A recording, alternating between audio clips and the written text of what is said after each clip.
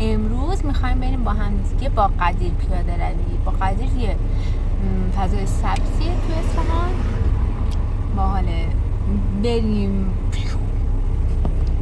جا به شدت ترافیکه، چون مردم اعصاب ندارن، فقط بوق میزنن. بوق چطوره؟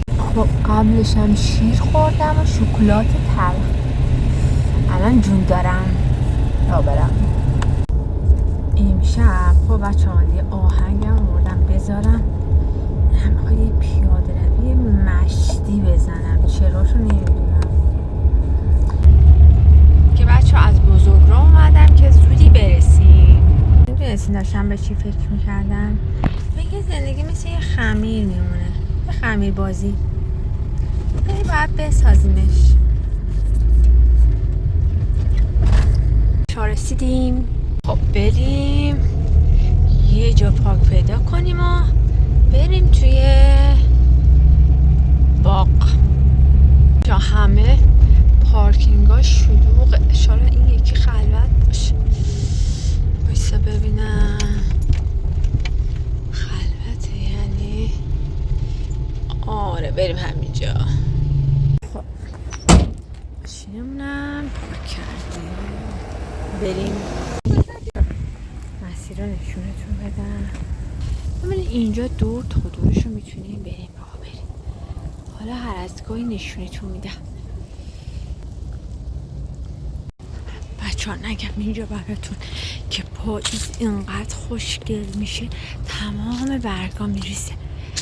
یعنی بچه‌ها من الان پیدا نیست.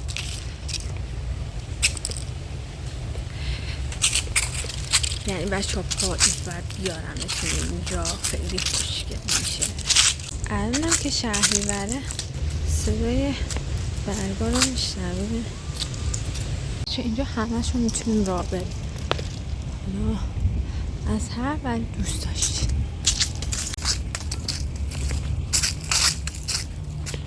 عاشق این صدا.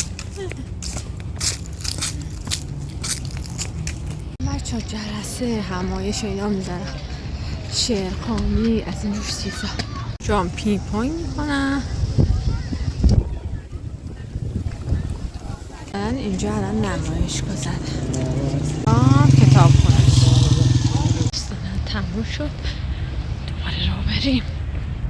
یعنی بچه ها فیلتر شکنم کار نمیکنه، بعد آهنگایی که دوست دارم میخوام گوش بدم و نمیتونم گوش بدم. چقدر بده بچه ها. وضعیت نت یه جوری که آهنگ از گوگل نمیتونم دانلود کنم، تو گوشی من هیچ آهنگ ندارم. یعنی چی دیگه مملکت بخیر.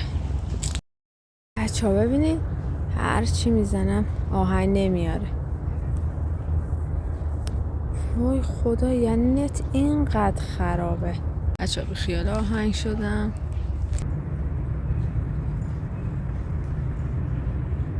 یعنی 2 دقیقه یه بار تشنم میشه.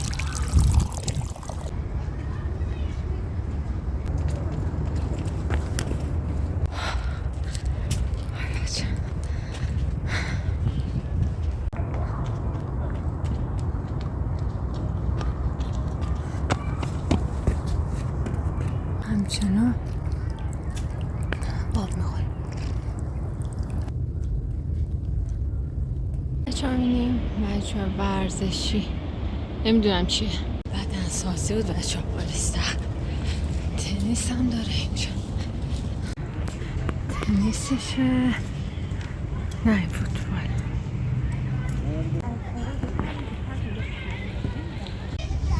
من همیشه دوست داشتم تنیس رو شرکت کنم. زمینش نشونتون بدم.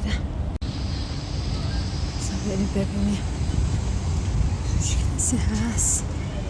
آره میان زمین رو اجاره میکنن. اینم که بچه ها گشتمه برن دیگه. هم آلاچه قشه. حالا یه روز میارم اتون. من پارکینگ رو گم کردم. پاشاره یکی بود منم میرسون. بویا بهش